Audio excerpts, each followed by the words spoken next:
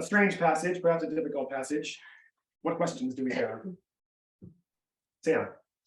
So when you mentioned, like, I would have never thought that that's the reason why Jews were massacred in World War II, or Jews were blamed for everything. Like, I never would have thought that it was because people blamed the Jews for making Jesus die on the cross. I would have never thought of that until you mentioned it. So I do want to be clear. I do not believe that Nazi Germany thought they were doing a holy thing by murdering the Jews. I know. No, hold on. I don't think that the Germans in World War II were killed. The Jews in World War II were killed because they were being held accountable for Christ's murder. I believe that Nazi Germany were looking for someone to blame for something, and they chose the Jews, in part because the Jews had been a target through all of Christian history prior to that point. They were an easy target, that's why. Yeah, but I've never thought that, you know, the Jews were a target because of, throughout history, because of that. Right. Like, It's poor Christian theology. And again, I want to be clear, it's not all Christians all the time, everywhere. It's just, it was the general bent of Christian society. so thanks for mentioning that, because it's just something that blew my mind. Yes, Pete? Forgive me, I don't remember the passage, but isn't there an interesting passage in Revelation how the lady clothed with the 12 stars, I think it is, and how the dragon tries to destroy her? How this was Israel, it was referenced, the Jewish people, how the devil tries to destroy them throughout time. Mhm. I It's a different admit Christianity. Revelation is not on my brain as clearly as other books at the moment. If you can find it, I'd love to hear the passage, but Sure. other thoughts and questions? You mentioned the Southern Baptist Convention, I think of 2004. Yeah, Did you know that that was a clarification or a kind of a callback of what they had been done about 10 years earlier, where there was a deliberate attempt to convert all Jews to get the message out with more than the gospel? And it was, I know Moeller was one of the big proponents of getting it straight yeah. at that time. And so for those who couldn't quite hear, Dave was pointing out the resolution of the SBC that I read didn't just stand alone. It was a clarification. Thank you for the context, Dave. It was a clarification from 10 years earlier where there had been an SBC resolution to pursue the conversion of the Jewish people. And as with anything, if it's vaguely put like that, there are people who are going to take that and be arrogant toward the Jews, as it were, not recognizing again the hardening that we've been reading about through Romans all the way to this point. Good thing to try to convert Jews. Don't hear me say don't evangelize Jewish people. Just hear me say that recognize that they are hardened for the time being, and it may not be successful. And it does not mean you should push harder and harder and harder and harder until they break. It means you should recognize that they're still working in this. And so the resolution that I read on anti-Semitism from the SBC in 2004 was correcting some of the problems that had occurred 10 years prior. So I have a question for you. Yes. Do you think that we as Christians are, I'll call it, say, jealous of the Jews, their steadfast, devout worship of God? Well, it's a good question. And I would say actually this, in some ways, I am jealous of the Mormon church. Not in any theological sense, and I would never want to be a Mormon. However, they are certainly a very organized and passionate, devoted group of believers. They just believe in a liar. They believe in a charlatan, and a thief, and a fool, which is Joseph Smith. And so the Jews have the added benefit of actually worshiping the correct God and believing the correct scriptures. And indeed, there is a great devotedness in the Jewish faith. Now, I would say that, not to complicate the issue, there are several different sects of Judaism in today's day and age. Some of them are far more faithful to the scriptures than others. But yes, I mean, I think there's a certain level to which Christians can be jealous in a holy way, like we talked about jealousy for a good thing, not envy, not wanting harm on the other party, but also wanting that level of devotedness, that level of community. I think sometimes Christian communities, Jewish communities, if you've ever been a part of or seen a Christian community, a Christian family community, one of the strongest, tightly knit group of people you've ever seen. And I think churches often try to rightly want to emulate that in some way. So I think there are elements of the Jewish faith and the devotedness of the Jewish faith that Christians should look at and say, man, would that we had, but I don't think we lack it utterly. I just think it is not entirely common in the Western world. Donna. So growing up, I came across people who were prejudiced against Jews, just like people are prejudiced against like Black people. Mhm. Do you know what drove? So this would have been like late 60s, early 70s, like what drove that? So I made the point that the Christian church have been persecutors in large part because of that one theological tenet that Jews should be held accountable for the murder of Jesus. And I also want to be clear, the specific reasons as to why Jews have been hated throughout the centuries, it's lots of things. It's not necessarily something the Jews have done, but there's lots of different factors where the Jews are hated in a society. And often within Christian societies, that line of bad theology is used to justify the other reasons for hatred or the reasons for disdain.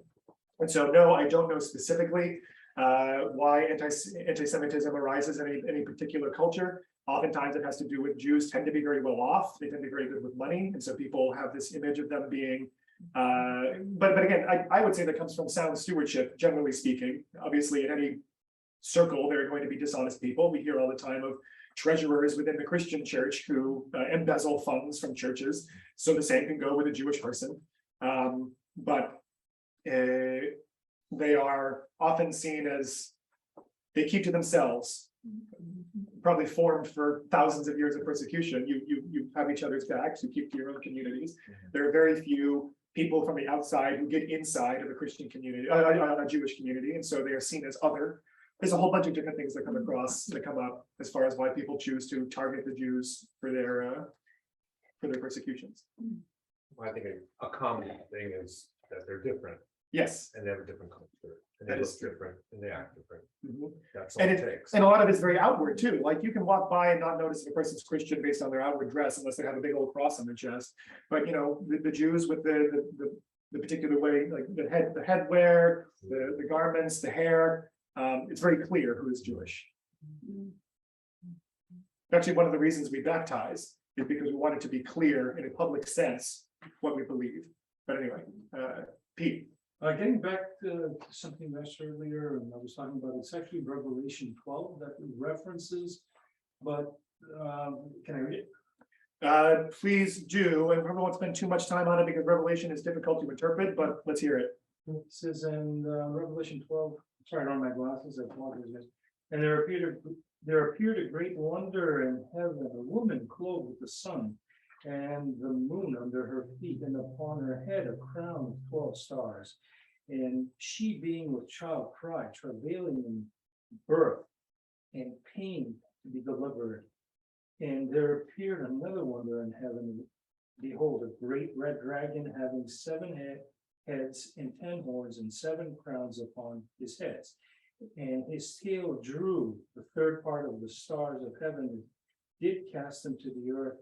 And the dragon stood before the woman, which was ready to be delivered, for to devour her child as soon as it was born. I believe that's referring to the Lord Jesus Christ here. That I would agree with that. And she brought forth the man child who was to rule all nations with the rod of iron, and her child was caught up unto God and to his throne. And the woman fled into the wilderness, where she had a place prepared of God, that they should feed her there 1,260 days. So the woman, referring, I believe, to Israel, Would be Israel, yes. was no longer in power in its own nation. Their own nation will have to go into the world and encounter all these hardships, but God was faithful and preserved them. Yes, I agree. I think, again, Revelation is very difficult to interpret from time to time. Oftentimes we think it's all going to be something that we see in the future. But in this particular case, this is a what do you call it? An artistic recounting, a visionary recounting of the history of Israel, as you say. Israel is God's people. Satan would repeatedly try to destroy Israel, and yet out of the woman, out of Israel came Jesus. Who would rule over the world. And then after that, where does the woman go? She is spread to, she flees to the wind where she is nourished for a time. And I think that's sort of where we see Israel today.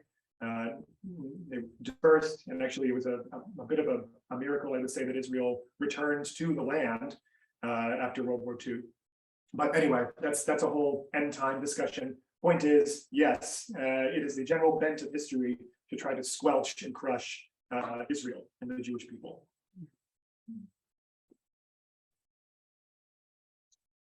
I just have a comment.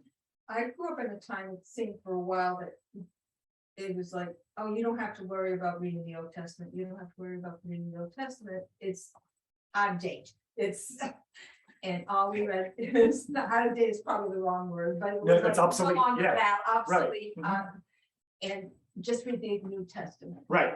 And it's like, how do you read the New Testament without knowing the Old Testament?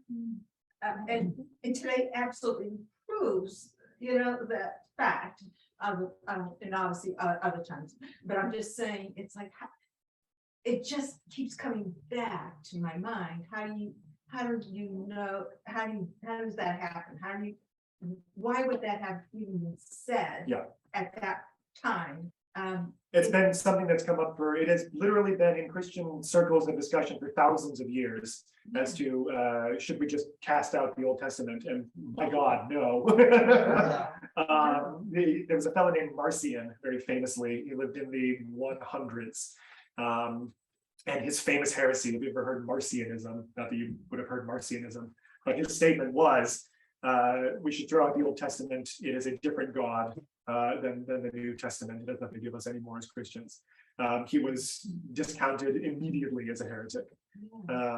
But it gained some footholds for those who liked the idea. Because it's easier. Isn't it easier to be a Christian if it's just the New Testament? Yeah.